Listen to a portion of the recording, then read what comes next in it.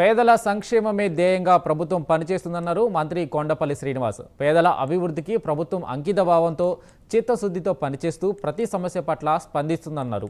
విజయనగరం జిల్లా గజపతి నగరం నియోజకవర్గం అంబటివలస గ్రామంలో గృహప్రవేశ కార్యక్రమంలో మంత్రి పాల్గొన్నారు. జిల్లాలో ఒకే రోజున 8,793 మంది నూతన గృహాల్లో అడుగుపెట్టడం ఆనందదాయకమన్నారు. ఇందులో 4,052 ఇళ్లకు 8,11,00,000 రూపాయలను ప్రభుత్వం అదనపు సాయాన్ని అందించడం జరిగిందన్నారు మంత్రి కొండపల్లి శ్రీనివాస్.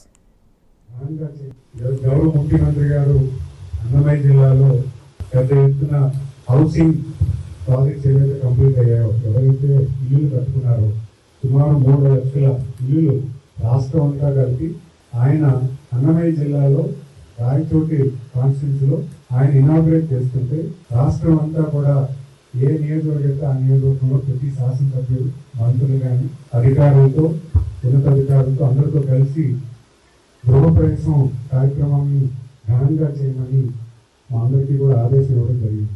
మరి అలాంటి కార్యక్రమంలో జీవన విధానం ఉండాలి, ప్రతి ఒక్క కుటుంబానికి ఒక మంచి ఆశయం కల్పించాలి, అవకాశం కల్పించాలి, చదువుకున్న ప్రతి ఒక్కరికి కూడా చదివించాలి, ఎవరైతే చదువుకున్నారో వాళ్ళకి ఉద్యోగాలు కల్పించాలి అనే ఒక పెద్ద ఆశయంతో ఈరోజు రాష్ట్ర ముఖ్యమంత్రి గారు అవ్వచ్చు, అలాగే గౌరవ ప్రధాని గారు అవ్వచ్చు, అందరూ కూడా అహర్నిశలు మీకోసం కష్టపడుతున్నారు. ఈరోజు ఒక శాసనసభ్యుడిగా మీరు నన్ను ఎన్నుకున్నారు. నేను కూడా ఆయన వాళ్ళ తాలూకు ఆశయాలకు అనుగుణంగా కష్టపడి పనిచేస్తున్నాము.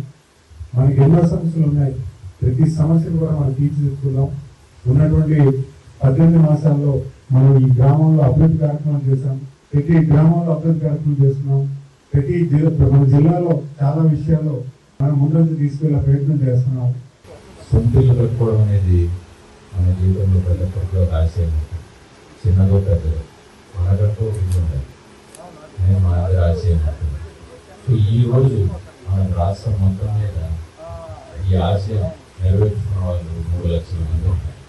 గౌరవనీయులు ముఖ్యమంత్రి గారి చేతులుగా ఈరోజు అన్ని హౌసెస్ కూడా ప్రతి కాన్స్టిట్యున్సీలో, ప్రతి జిల్లాలో అక్కడ ఉన్న మినిస్టర్స్ కానీ, ఎమ్మెల్యేస్ కానీ అందరూ కూడా ఇల్లు కంప్లీట్ చేసిన లబ్ధిదారు ఇళ్ళకి వెళ్ళి